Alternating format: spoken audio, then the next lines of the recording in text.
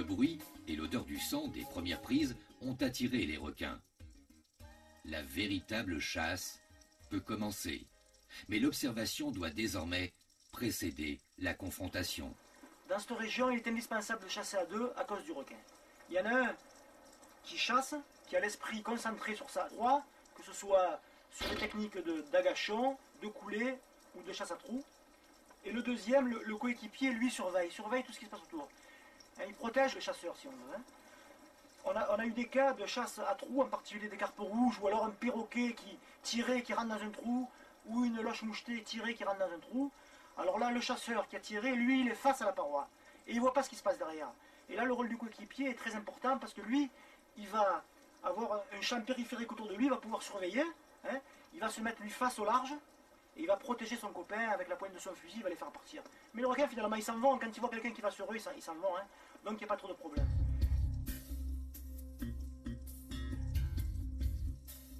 Les tombants qui prolongent les récifs offrent des sites privilégiés pour observer la faune.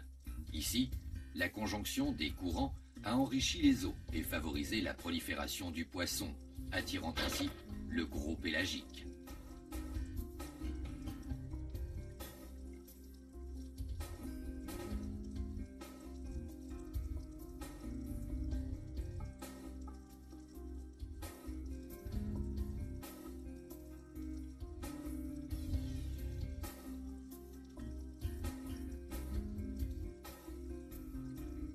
De longues coulées dans les eaux tièdes permettent de déchirer le rideau bleu des profondeurs et d'accéder au paradis.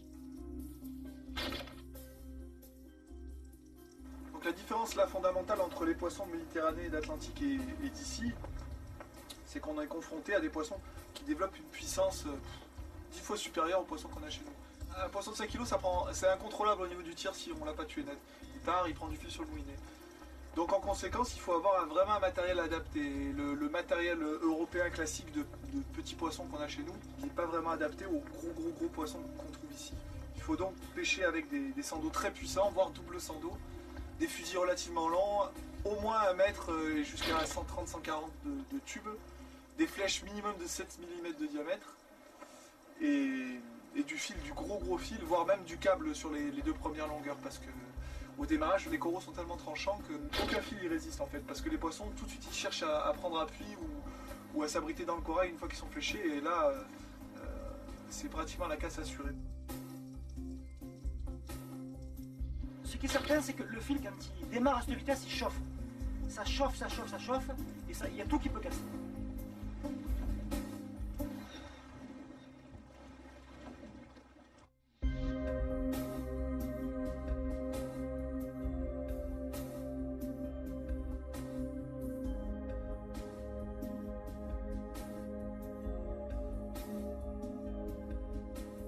Regroupés en binôme, les chasseurs méridionaux n'ont pas tardé à forcer le respect des chasseurs calédoniens. Mais au-delà de la visibilité et de la température, la différence avec les fonds méditerranéens continue de surprendre Édouard.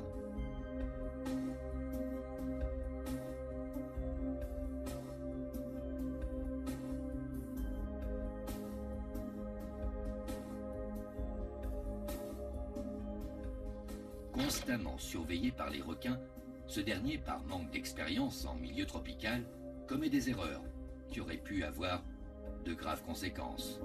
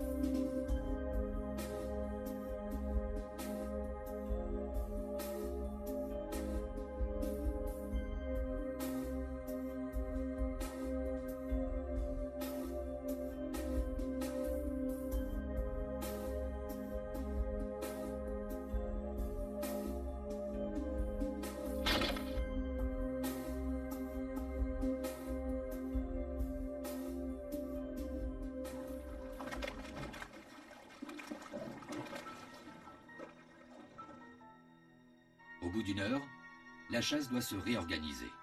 Les ondes de détresse émises par les poissons fléchés, le bruit des arbalètes et l'odeur du sang ont excité les requins, dont les manifestations de stress et de nervosité se font de plus en plus pressantes.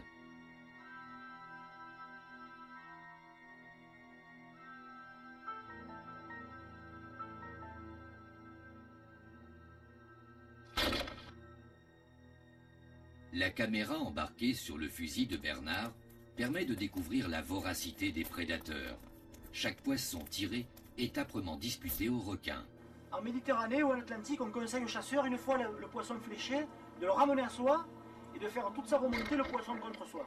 Par contre, ici, le poisson, il est très vif et en plus il y a le requin. Quand on a tiré, il y a déjà des requins qui tournent, le poisson, on n'a pas tendance, on n'a pas trop envie de le prendre dans les mains et de remonter avec ce poisson, avec un requin qui vient sur vous, etc. Hein. Si le coéquipier est à 10 mètres, si l'équipe est un peu loin, on a tendance à le faire remonter avec le poisson qui fait parachute, et ensuite en arrivant en surface, à vite le ramener, le tuer, le mettre dans la plate.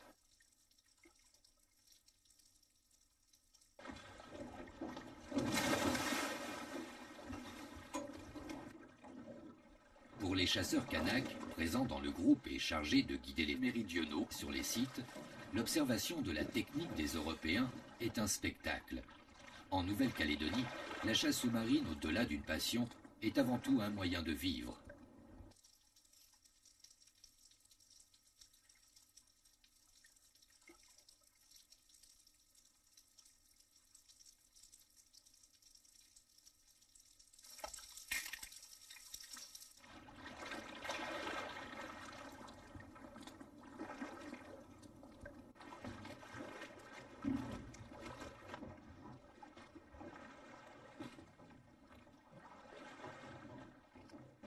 Pendant plus de 2 heures, les équipes de chasseurs vont à tour de rôle évoluer entre la surface et le fond, se surveillant mutuellement et testant les réactions des requins.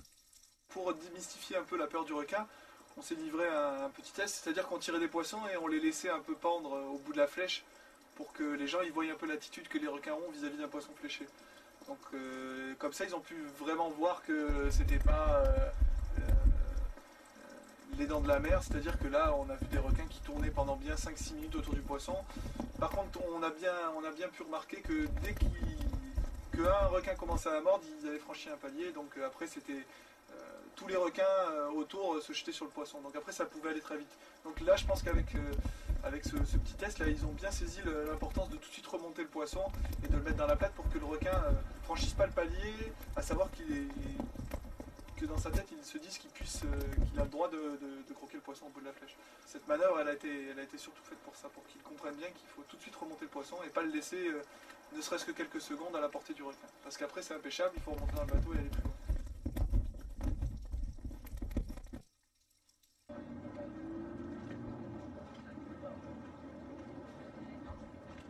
Ah, c'était bon, hein. Physique, mais bon. Il y a du courant quand même. On a fait quelques-uns. Après une demi-journée de chasse, les sensations nouvelles sont bien au rendez-vous. Je crois. Tropical. Ah, je sais, qu'est-ce que c'est ce truc? Ça se mange ça? Des combinaisons rapiécées et des vieux fusils n'empêcheront pas les Calédoniens d'être performants. Face à un matériel plus sophistiqué, seule l'expérience et la technique pure permettent de lutter contre des barracudas de plus de 5 kilos.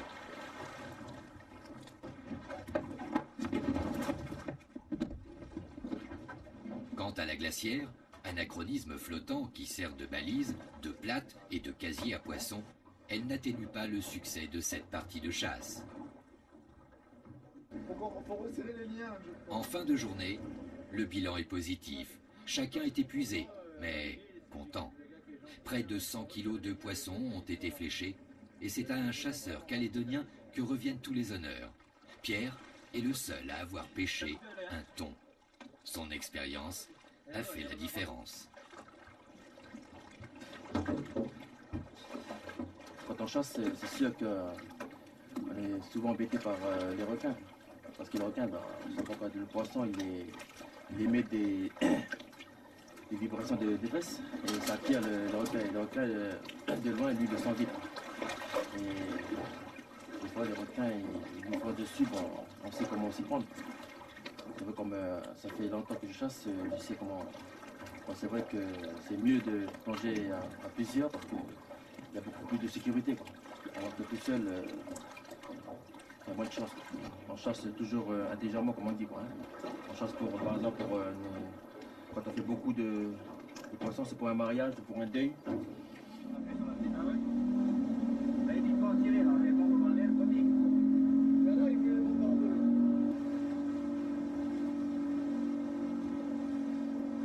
De retour à Ouvéa, les chasseurs découvrent la petite communauté qui les attend sur la plage. Mais pour eux, seul compte l'aventure de cette première journée, qu'ils n'ont pas fini de se remémorer. Journée d'acclimatation. C'est mis un peu dans l'eau. Le problème, c'est qu'on a eu beaucoup de courant d'entrée, donc elle est très chaude. Ça fait vraiment un choc thermique. Aussi bien au niveau des températures de l'eau que courant, plus eau bouillante, on pétait de chaud dans l'eau. Donc il nous a fallu un moment pour se mettre en jambe, mais après ça va vite. C'est toujours pareil, c'est toujours bon ici. Hein.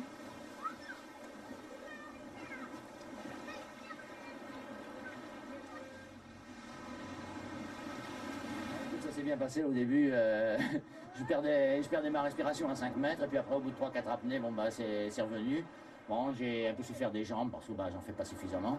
Mais autrement, c'était sympa. Il y a poissons, il y a requins. C'est assez fantastique. C'est un monde un peu irréel. Voilà, c'est extraordinaire. J'ai eu mon fils qui a été chercher un petit perroquet là, dans un trou sur 7-8 mètres. C'était très très chouette. Voilà, super journée. Ah, ça a été, sauf qu'au début, dur. Battement de jambes, puis habitué quoi. Alors, crevant. On devrait bien dormir cette nuit quoi. L'équipe pour le premier jour, on va dire qu'ils sont bien comportés. Les 2 personnes qui étaient avec moi ont une bonne apnée. Il manque à mon avis beaucoup de conditions. Donc, ils nagent pas beaucoup.